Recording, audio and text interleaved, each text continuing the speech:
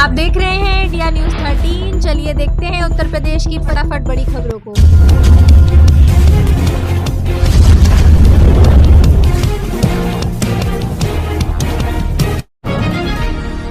UP में संविदा कर्मचारियों का नियमितीकरण फंसा अधर में। स्वास्थ्य और शिक्षा विभाग में कार्यरत हजारों संविदा कर्मियों की उम्मीदों को बड़ा झटका लगा है। कोर्ट में चल रहे मामलों के कारण उनके नियमितीकरण की प्रक्रिया धीमी पड़ गई है। आज कई जिलों में इन कर्मचारियों ने काली पट्टी बांधकर काम किया और सरकार से जल्द ठोस नीति बनाने की मांग की है। शहरों में गैस पाइपलाइन पीएनजी का विस्तार। सिलेंडर की किल्लत के बीच राहत की बात यह है कि सरकार ने 10 नए शहरों में पीएनजी पाइपलाइन बिछाने के काम में तेजी लाने का निर्देश दिया है। वहीं अधिकारियों का मानना है कि भविष्य में सिलेंडर पर निर्भरता कम करना ही इस संकट का स्थायी समाधान है। हालांकि इसे जमीन पर उतरने में अभी समय लगेगा। यूपी में राशन कार्ड धारकों के लिए नया नियम। खाद्य एवं रसद विभाग ने स्पष्ट किया है कि जिन कार्ड धारकों ने पिछले 6 महीनों से राशन नहीं लिया है उनके कार्ड निरस्त कर दिए जाएंगे। यह कदम फर्जीवाड़ा रोकने के लिए उठाया गया है। अगर आप पात्र हैं और राशन नहीं मिल रहा तो तुरंत तहसील स्तर पर शिकायत दर्ज कराएं ताकि आपका हक बना रहे। यूपी में मानसून पूर्व की तैयारियों पर सवाल। अभी मार्च है लेकिन जलभराव की समस्या से निपटने के लिए ड्रेनेज सफाई का काम सुस्त पड़ा है। विपक्ष ने आरोप लगाया कि नगर निगमों का बजट कागजों पर खर्च हो रहा है। अगर समय रहते नालों की सफाई नहीं हुई तो इस साल भी मानसून में शहरी इलाकों का बुरा हाल होना तय है। युवाओं के लिए स्किल हब की शुरुआत। वाराणसी और गोरखपुर में आज से नए कौशल विकास केंद्रों का उद्घाटन हुआ है। यहाँ युवाओं को आधुनिक एआई और रोबोटिक्स की मुफ्त ट्रेनिंग दी जाएगी। वहीं सरकार का लक्ष्य है कि प्रदेश का युवा सिर्फ डिग्री धारक न बने बल्कि नौकरी देने के काबिल भी बने। यह एक सराहनीय पहल है।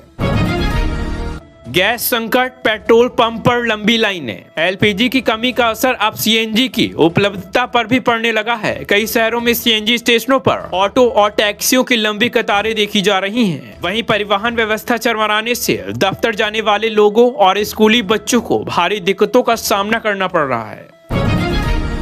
स्वास्थ्य सेवाओं में सुधार का दावा। डिप्टी सीएम ने आज लखनऊ के सिविल अस्पताल का औचक निरीक्षण किया। वहीं उन्होंने डॉक्टरों को निर्देश दिए कि दवाओं की कमी नहीं होनी चाहिए। हालांकि जमीनी हकीकत यह है कि ग्रामीण पीएचसी में अब भी बुनियादी सुविधाओं और डॉक्टरों की भारी कमी है, जिस पर सरकार को ध्यान देने की जरूरत है।